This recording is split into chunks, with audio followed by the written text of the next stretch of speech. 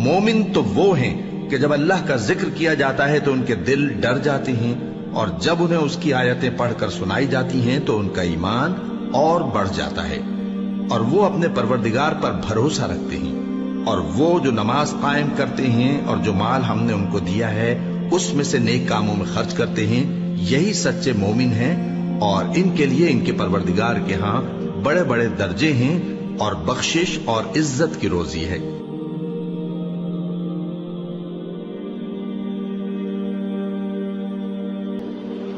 और जब इन काफिरों से कहा जाता है कि तुम्हारे परवरदिगार ने क्या उतारा है, तो कहते हैं पहले लोगों की हिकायतें। ऐ पैगंबर, इनको बकने दो, ये क़यामत के दिन अपने अमाल के पूरे बोझ भी उठाएंगे, और जिनको ये बेतहकीक गुमराह करते हैं उनके बोझ भी उठाएंगे। सुन रखो कि जो बोझ ये उठा रहे हैं बुरे हैं। इनसे पहले लोगों ने भी ऐसी ही मक्कारियां की थीं, तो अल्लाह का हुक्म उनकी इमारत की बुनियादों की तरफ से आ पहुंचा, और छत उन पर उनके ऊपर से गिर पड़ी, और ऐसी तरफ से उन पर अजाब आ वाक़े हुआ जहां से उनको ख्याल भी न था। फिर वो उनको क़यामत के दिन भी जलील करेगा और कहेगा कि मेरे वो शरीक कहां हैं जिनके बारे में तुम झगड़ा करते थे। जिन लोगों को इल्म दिया गया था वो कहेंगे कि आज काफिरों की रुसवाई और बुराई है। और जब परहेजगारों से पूछा जाता है कि तुम्हारे परवरदिगार ने क्या नाजिल किया है, तो कहते हैं कि बेहतरीन कलाम। जो लोग नेकुकार हैं उनके लिए इस दुनिया में भी भलाई है, और आखिरत का घर तो बहुत ही अच्छा है, और परहेजगारों का घर बहुत खूब है। वो बहिश्ते जावेदानी जिनमें वो दाखिल होंगे, उनके नीचे नहरें बह रही हैं, वहां जो चाहेंगे उनके लिए मुयस्सर होगा। अल्लाह परहेजगारों को ऐसा ही बदला देता है। इनकी कैफियत यह है कि जब फरिश्ते इनकी जानें निकालने लगते हैं और ये कुफ्र शिर्क से पाक होते हैं, तो सलामुन अलैकुम कहते हैं, और कहते हैं कि जो अमल तुम किया करते थे उनके बदले में बहिश्त में दाखिल हो जाओ।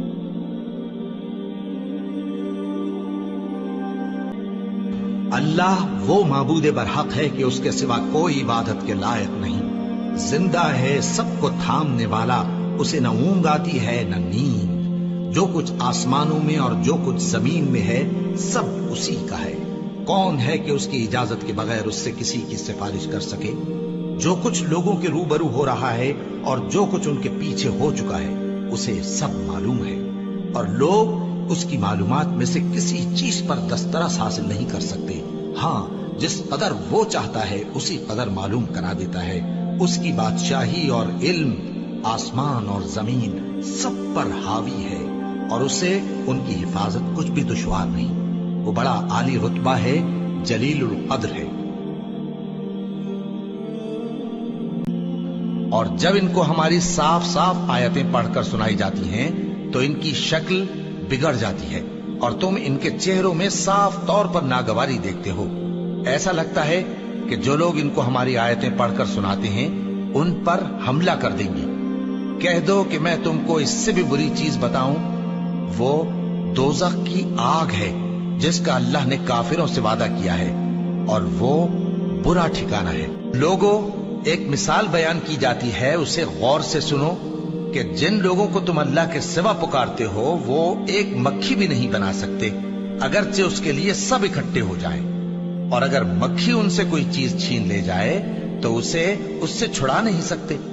तालिब और मतलूब यानी आबिद और माबूद दोनों गए गुजरे हैं। इन लोगों ने अल्लाह की कद्र जैसी करनी चाहिए थी नहीं की।